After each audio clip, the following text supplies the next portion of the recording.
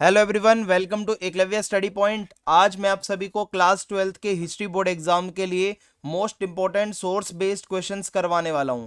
आपके पेपर में कुछ सोर्सेस आते हैं और उसको पढ़ के आपको आंसर देना होता है। कुछ क्वेश्चंस ये होते हैं।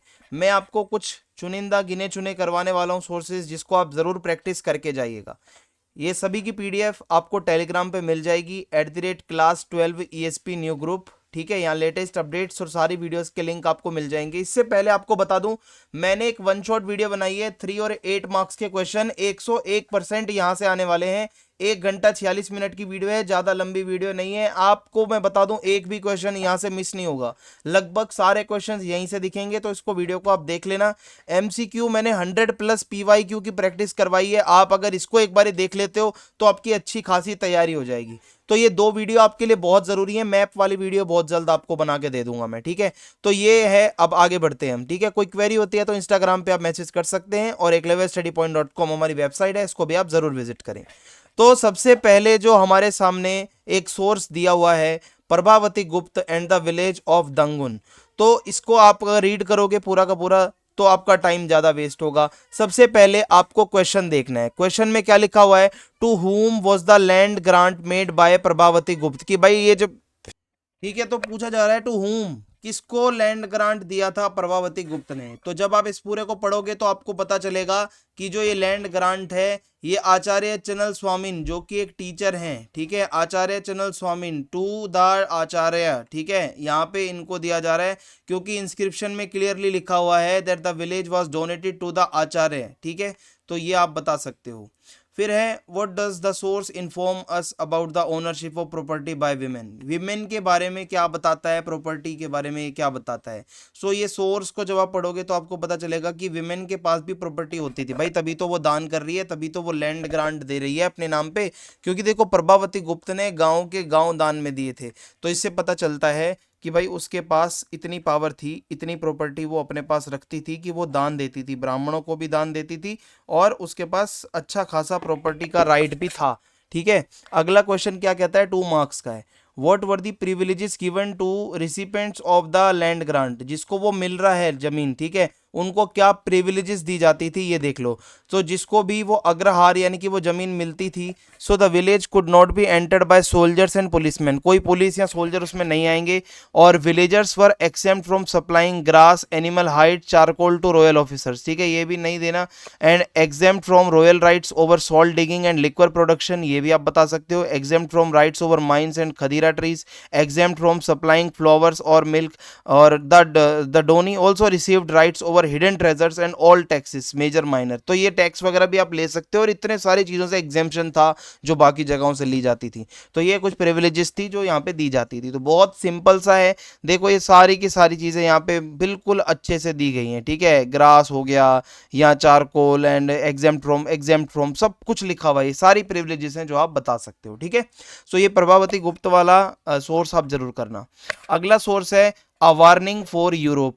तो देखो, इसमें क्वेश्चन में क्या कह रहा है कि what was Bernier's warning to the European kings. So Bernier क्या कह रहा है, यहाँ पहली लाइन में लिखा हुआ है, Bernier want the that if European kings followed the Mughal model, so their kingdoms would be very far from being well cultivated and peopled, so well built, so rich, so polite and flourishing as we see them। ऐसा नहीं हो पाएगा कि अगर वो Mughals की तरह चलेंगे। सो क्लियरली लिखा है, देखो, बर्नियर ने यही वार्निंग दी थी कि अगर मुगल मॉडल फॉलो करोगे तो हमारे किंगडम गरीब हो जाएंगे, डेजर्टेड हो जाएंगे, कल्टीवेशन खराब हो जाएगी, सिटीज जो है खंडर बन जाएंगी। बहुत सिंपल सा आंसर है।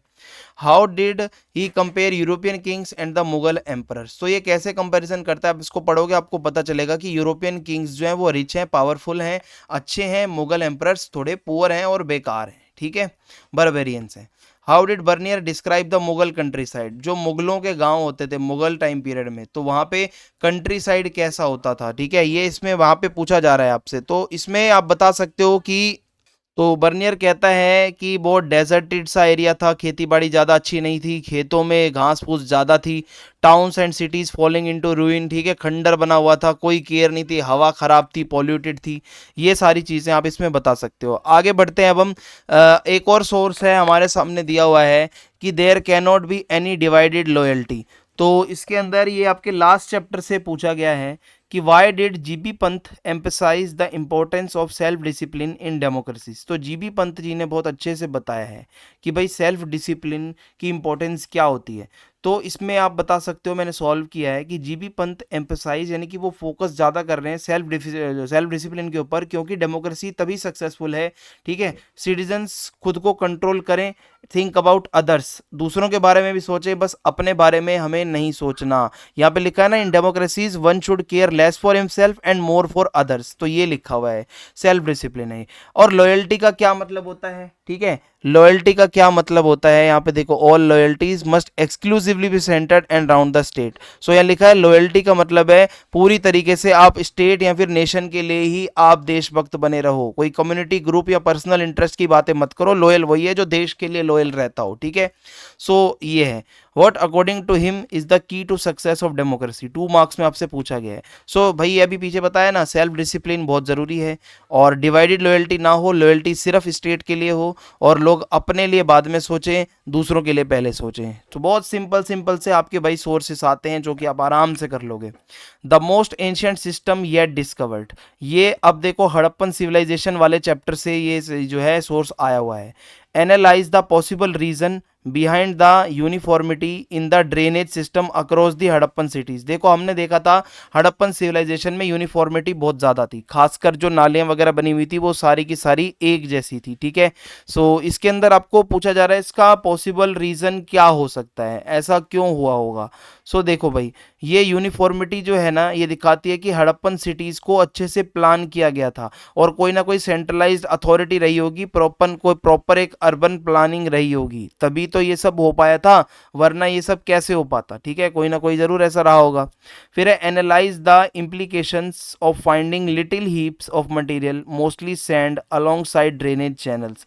ये अगर मैं आपको बताऊं, जो हीप्स हैं, ठीक है, जो छोटे छोटे से ऐसे टीले से बने हुए हैं सैंड के, दिखाते हैं कि जो नाले होते थे उनको रेगुलर बेसिस पे क्लीन किया जाता था, सारा वेस्ट उसका निकाला जाता था, ठीक है, और वो अलोंग साइड वो नाली के रख दिया जाता था, जैसे आज भी आपने देखा होगा नाली साफ करके साइड में वो कचरा रख दिया जाता है। सो एक म्यूनिसिपल क्लीनिंग का सिस्टम था। अगला क्वेश्चन है assess the impact of Harappan drainage system.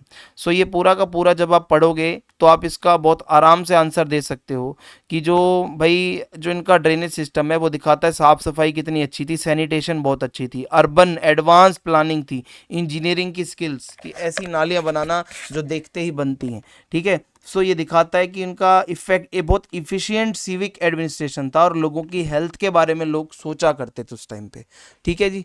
अगला सोर्स देख लेते हैं, अ वार्निंग फॉर यूरोप, ये मैंने आपको बता दिया है, ठीक है, ये आया हुआ है। आगे बढ़ते हैं, on clearance and settled cultivation. अब ये सोर्स क्या कहता है, बुकानन वाला है, ठीक है जी, जो आपका कलोनियलिज्म एंड कंट्री साइड है। सो पहला क्वेश्चन है, how did Buchanan describe the view of the lower Rajmahal hills. जो राजमहल की पहाड़ी का लोअर एरिया है उसका व्यू कैसा था, ठीक है, जब वो वहाँ से जा रहे थे, तो वो क्या कहते हैं कि describe the view as exceedingly fine with narrow rice valleys, बहुत पतली सी राइस वैलीज थी, cleared lands with scattered trees, थोड़े बहुत बिखरे हुए पेड़ थे, रॉकी हिल्स थे, ठीक है, और बहुत पथरीला सा एरिया था, ऐसा वो बताता है। अगला क्वेश्चन है जी, why did Buchanan believe that the area had high potential for improved cultivation. Buchanan को ऐसा क्यों लगा कि भाई यहाँ पे अच्छी खासी खेती बाड़ी की जा सकती है, ठीक है, ऐसा वो क्यों कह रहे हैं, देखो मैं आपको बताता हूँ। उनका मानना था कि the area had high potential because the land was suitable for extended and improved cultivation, उसको इम्प्रूव करें तो उसको अच्छा किया जा सकता है, and highly susceptible to agricultural development, और इस एरिया में खेती बाड़ी का डेवलपमेंट हो सकता है। अगला क्वेश्चन है, how did Buchanan propose utilising the land for economic benefits, ठीक है। अब यहाँ पे क्या है कि भाई वो क्या कहता है, बुकानन क्या कह रहा है कि जो जंगल है ना उसको क्लियर करो, जो ज़मीन है उस पर खेती करो, plantations of asan and palas trees should be grown for tasar silk and lac, इसके लिए ये पेड़ वगैरह उगाओ, palmyra and mahua trees should be grown in unsuitable areas, ये जो पेड़ हैं ये अनसूटेबल एरियाज में आप उगाओ, मेनली आसान और पलास के ट्रीज उगा सकते हो जिससे में तसार सिल्क और लाख मिलेगा। ठीक है जी। अब यहाँ पे हमारा अगला सोर्स है द्रौपदीज क्वेश्चन, ये आपका आ रखा है। तो पहला क्वेश्चन है कि what was Draupadi's question to the assembly, बड़ी सभा में द्रौपदी ने क्या पूछा। सो द्रौपदी ने ये पूछा कि whether Yudhishthira had lost himself before जो है staking her, and if he had already lost himself did he have the right to stake her. ठीक है, तो ये एक तो मतलब उसने पूछा कि भाई Draupadi suppose to have asked कि मतलब Yudhishthira whether he had lost, ये सेम लाइन है, आप वहां लिख सकते हो। फिर अगला क्वेश्चन है how did Draupadi's question in the assembly redefine the notions of societal norms. ये देखो मैं आपको बताता हूँ, उनका जो सवाल था वो चैलेंज करता है the idea that wife was a property of her husband and raise the issue of women right and status in society, कि क्या जो वाइफ है हस्बैंड की प्रॉपर्टी है, कहीं किसी को दाव पे लगा दिया, ठीक है, उनकी कितने राइट्स हैं ये पता चलता है। Draupadi's character represented various virtues, explain any to. तो द्रौपदी का कैरेक्टर यहाँ से क्या निकलता है, करेज, उसमें हिम्मत है, वो लोगों से पूछ सकती है बड़े बुजुर्गों से। इंटेलिजेंस, उन्होंने लॉजिकल लीगल क्वेश्चन पूछे राइट्स के बारे में। सेल्फ रिस्पेक्ट, अपनी डिग्निटी के लिए खड़ी हुई, फेयरनेस की डिमांड करती हैं। ठीक है जी, आगे बढ़ते हैं। तो यहाँ पे अगला क्वेश्चन है शास्त्रास और डिवोशन। सो नैनार कौन थे भाई, ये आपसे पूछा जा रहा है। कभी कभी जरूरी नहीं है सारा आंसर उसमें दिया हो, आपने पढ़ा हुआ है ना, तो आपको आंसर यहाँ से भी देना पड़ेगा जो आपने सिलेबस में पढ़ा है। अब नैनार कौन थे, यहाँ तो कहीं नहीं लिखा हुआ ना सही से, ठीक है। अब यहाँ पे आपको डिटेल में कैसे बताओगे एक लाइन में। तो नैनार थे शिव भक्त, तमिलनाडु के रहने वाले। फिर है who was considered as the sole refugee, sole refugee किसको कहा गया है, sole refugee Lord Shiva was considered the sole refuge. ठीक है, द लॉर्ड ऑफ मरपेरू, यहाँ पे आया हुआ है नाम मरपेरूस lord. Explain the views of Appar on bhakti, जो अपार एक संत थी उनका भक्ति के ऊपर क्या व्यूज थे। सो उनका मानना है भक्ति जो है शिव जी की वो बहुत इंपॉर्टेंट है रीति रिवाजों से। ठीक है, कास्ट और ये कुल गोत्र ये सब बाद में आता है। लोग अपने आप को सरेंडर करें भगवान के आगे। ठीक है, आप रिलीजियस टेक्स्ट के ऊपर ज़्यादा डिपेंड मत रहो, सोशल स्टेटस की बात मत करो, भगवान को अपना सब कुछ समर्पित कर दो। अब भाई एक बहुत लंबा चौड़ा पैसेज आ रखा है, ये आपका लास्ट चैप्टर से आया हुआ है, कॉन्स्टिट्यूएंट असेंबली वाली जो डिबेट थी। ठीक है, अब यहाँ से आपसे सवाल क्या पूछा जा रहा है कि why did Nehru not include the word democratic in the resolution. Objective resolution में डेमोक्रेटिक वर्ड नहीं था, तो जब आप इस पूरे को पढ़ोगे तो आपको पता चलेगा क्यों नहीं था।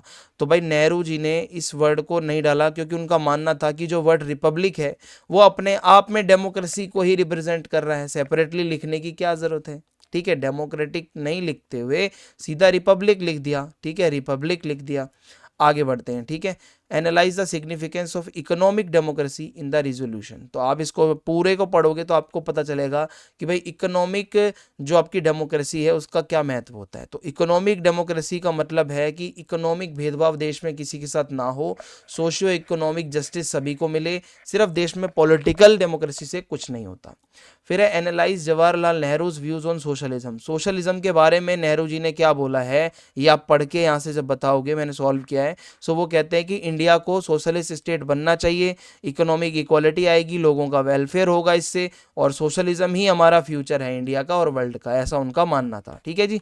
अब यहाँ पे अगला क्वेश्चन बुद्धिज्म से आया हुआ है, आपका सोर्स आया हुआ है कि how did Buddha highlight the significance of compassion in social hierarchy.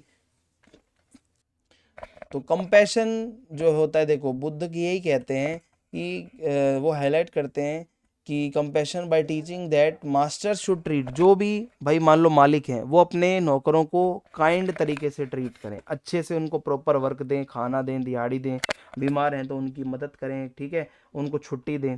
फिर why did Buddha emphasise righteous action. So Buddha यही कहते हैं कि अच्छे काम करो, अच्छे काम करोगे अच्छा कर्म करोगे अच्छी लाइफ मिलेगी, गंदे काम करोगे तो सफ़र करोगे। अगला क्वेश्चन वो क्या कहते हैं कि explain any two tenets of karma according to Buddha. So जो दो चीज़ें वो कहते हैं कर्म के बारे में कि जो भी इंसान है वो ही रिस्पॉन्सिबल है, जो भी वो अपने काम कर रहा है और उसके कॉन्सिक्वेंसेस उसी को मिलेंगे, जैसा करोगे वैसा पाओगे। एंड गुड एक्शंस, अच्छे काम करोगे तो अच्छे रिजल्ट्स आएंगे, गंदे काम करोगे तो गंदे रिजल्ट्स आएंगे, इस नहीं तो अगले जन्म में, सिंपल सी बात वो कहते हैं। फिर यहाँ पे एक हमारा अगला पैसेज है जो आया हुआ है, why did Abdul Razzaq call India a strange nation. India को एक स्ट्रेंज नेशन क्यों कहा, अब्दुल रज़ाक ने ऐसा क्यों कहा, ये ट्रैवलर थे जब यहाँ पे आए थे। सो वो स्ट्रेंज इसलिए कहते हैं बिकॉज द पीपल, जो यहाँ के लोग हैं और जो हमारे यहाँ के कस्टम्स हैं कैलिकट के, वो बहुत डिफरेंट है जो उसने पहले देखे थे, तो उसको थोड़ा अजीब लगा। फिर how do emotions and perceptions reflect in this source. तो उनके इमोशंस दिखाए हैं उन्होंने, क्योंकि वो पहले बहुत सरप्राइज थे, बहुत क्रिटिकल थे यहाँ के लोगों को लेकर, बाद में वो लेटर फेल्ट एडमायरेशन जब वो देखते हैं मंदिर बहुत सारे मैंगलोर वगैरह साइड में, ठीक है। फिर how did Abdul Razzaq describe the temples of Western Ghat in Mangalore, मंदिरों के बारे में क्या बताया कि भाई एक स्क्वायर टेम्पल है, ठीक है, कास्ट ब्रोंज विद 4 पोर्टिकस, उस मंदिर को कैसे बनाया गया वो बता रहे हैं कि एक बड़ा गोल्ड का स्टैचू भी है, रूबी आईज हैं, और वो दिखाते हैं कि कितनी अच्छी कारीगरी है कि मंदिर को इतने अच्छे से लोग इंडिया में बनाते हैं, ठीक है। लगता है एकदम मूर्तियां भी अच्छी हैं इंसानों जैसी। There can not be any divided loyalty, देखो ये जीबी पंत वाला दोबारा से रिपीट हो रहा है, सो इसको हम दोबारा से नहीं करेंगे, ये क्वेश्चन पहले भी आया था और अभी भी आया हुआ है। The most ancient system yet discovered, तो ये अर्नेस्ट मैके वाला ये क्वेश्चन आया हुआ है, ड्रेनेज सिस्टम का पहले भी आया था। अर्नेस्ट मैके कौन थे, ठीक है, ये क्वेश्चन रिपीट हो रहा है, ये पैराग्राफ रिपीट हो रहा है, क्वेश्चन अलग है, बाकी पैसेज सेम है। तो अर्नेस्ट मैके एक आर्कियोलॉजिस्ट थे जिन्होंने खुदाई वगैरह भी करवाई थी यहाँ पे। व्हाट डू द लिटिल हिप्स, ये मैंने आपको करवा दिया है, ठीक है पीछे। एंड ग्रिड पैटर्न का मतलब क्या होता है, देखो ग्रिड पैटर्न ऐसे एक लाइन आएगी, ऐसे आएगी, 90 डिग्री पे इंटरसेक्ट करेगी, तो ये आप बता सकते हो। द पुअर पीजेंट, तो बर्नियर ने यहाँ के लोगों के बारे में बताया है। तो क्वेश्चन क्या है कि सबसे पहले तो आप नाम बताओ, बर्नियर ने कौन सी बुक लिखी है, भाई travel on the Mughal Empire, simple सा आंसर है। फिर उसके बाद दूसरा क्वेश्चन वो कह रहा है कि what was the fundamental difference between Mughal India and Europe, तो ये पीछे भी एक क्वेश्चन आया था कि भाई जो यूरोप है वो आगे है, प्राइवेट प्रॉपर्टी है वहाँ लोगों के पास, मुगल इंडिया में लोगों के पास नहीं है प्रॉपर्टी, सब मुगल्स लेके बैठे हैं। Mention the problem faced by peasants, वो कहता है कि यहाँ के किसान बहुत परेशान हैं, हैवी टैक्स उनसे ली गए जो है लगाया जा रहा है, जो गवर्नर हैं यहाँ के नोबल्स हैं ऑपरेस कर रहे हैं, कि जो गरीब हैं बहुत ज़्यादा, जो किसान हैं उनके पास गुजारे लायक भी कुछ नहीं है, उनके बच्चे जो हैं बहुत बार उनको ले जाया जाता है और उनको गुलाम बना दिया जाता है, और कई लोग अपनी जो हैं ज़मीनें छोड़कर चले गए हैं। तो ये सारा यहाँ पे आप बता सकते हो। डीड्स ऑफ हायर, ये हमारा अगला पैसेज है, तो ये इसमें लैंड रेवेन्यू सेटलमेंट, ये वाला जो क्वेश्चन है वही अगेन कंट्री साइड वाला चैप्टर है। तो name the land revenue settlement impose इन बॉम्बे डेक्कन, बॉम्बे डेक्कन में आपको पता है भाई ये रैयतवाड़ी सेटलमेंट आया था, सीधा किसानों से लिया जाता था। Why did the debts mount on peasants, तो देखो भाई जो ये कर्ज है, क्योंकि भाई उनको किसानों को ज़्यादा टैक्स लिया जा रहा था, उनकी क्रॉप फेल हो रही थी, उनको पैसा उधार लेना पड़ रहा था हाई ब्याज पे, इसी वजह से वो कर्ज के तले दब रहे थे। What does this higher deed explain about the relationship between peasants and the money lenders, देखो भाई जो मनी लेंडर्स होते थे बहुत तंग करते थे किसानों को, ठीक है, कर्ज तो देते थे पर तंग पूरा करते थे लोगों को, किसानों को अपनी ज़मीनें, अपने एनिमल्स, अपनी सब कुछ बैलगाड़ी वगैरह बेचनी पड़ती थी, ठीक है। And then hire them back by paying rent, फिर उसके बाद दोबारा से वो लेकर आते थे ये सारी चीज़ें यूज़ करने के लिए रेंट पे। सो रिलेशनशिप बहुत ज़्यादा अनइक्वल और एक्सप्लॉयटेटिव था। अब यहाँ पे एक और पैसेज आ रखा है और ये आपका दूसरे चैप्टर से है, तो इसमें कहा जा रहा है who is the author of अर्थशास्त्र। सो अर्थशास्त्र के ऑथर आपको पता है कौटिल्य हैं, चाणक्य हैं, सारी चीज़ें आपको नहीं मिलेंगी पैसेज के अंदर, बार बार बता रहा हूँ, कुछ आपको बेसिक नॉलेज होनी चाहिए चैप्टर की। How were the elephants traced in the forest, कैसे मिलते थे भाई, जो भी मतलब जो उन्होंने अपना जो गोबर होता है, यूरिन होता है, वो एक लाइन से करते हुए जाते हैं, तो उसी से ट्रेस किया जाता था, इधर एलिफेंट गया होगा। Why were the elephants captured by modern rulers, भाई एलिफेंट का क्या यूज़ होता है, लड़ाई में यूज़ कर लोगे, मिलिट्री स्ट्रेंथ मजबूत हो जाएगी, ट्रांसपोर्टेशन में यूज़ हो जाएगा। कैश और काइंड, अब देखो यहाँ पे आपसे पूछा जा रहा है कैश का मतलब क्या होता है, भाई कैश का मतलब होता है पेमेंट जो आप दे रहे हो टैक्स की, वो आप क्या कर रहे हो, मनी में दे रहे हो, ठीक है, आप क्रॉप्स पे नहीं दे रहे हो। फिर एक्सप्लेन द रोल ऑफ आमिल गुजार, आमिल गुजार क्या एक अधिकारी होता था टैक्स लेने वाला, जो कि लैंड रेवेन्यू लेने आता था, असेसमेंट को सुपरवाइज करता था। एक्सप्लेन द सिस्टम ऑफ लांग बटाई, लांग बटाई क्या होता है, जब भाई हार्वेस्टिंग हो गई है, सो क्रॉप वॉज कट, फसल कटेगी और उसको फिर ऐसे ढेर लगाया जाएगा, ये जो ढेर होते थे उसको फिर किसानों में बांट दिया जाएगा, स्टेट भी कुछ हिस्सा रखेगा, अपना अपना हिस्सा हर कोई ले जाएगा, ठीक है भाई। तो ये जो मैंने आपको क्वेश्चन सारे करवा दिए हैं, यही आपके मेन सोर्सेस हैं, आप इनकी प्रैक्टिस अच्छे से कर लेना। बाकी ये वाली जो वीडियोस है मैंने आपको बताया था भाई, आपका 101% यहाँ से क्वेश्चन बनने वाले हैं, मिस मत करना भाई, आप कुछ भी देख लेना पर इस वीडियो को मिस मत करना, और ये हमारे चैनल पे लेटेस्ट में डली हुई है, आप देख लेना, ठीक है। कोई कमेंट करना चाहो, फीडबैक देना चाहो तो आप लिख सकते हो, अभी तक आपका सफ़र कैसा रहा। बहुत जल्द मैं और वीडियोज़ भी आपके लिए ले आऊँगा। जय हिंद, जय भारत।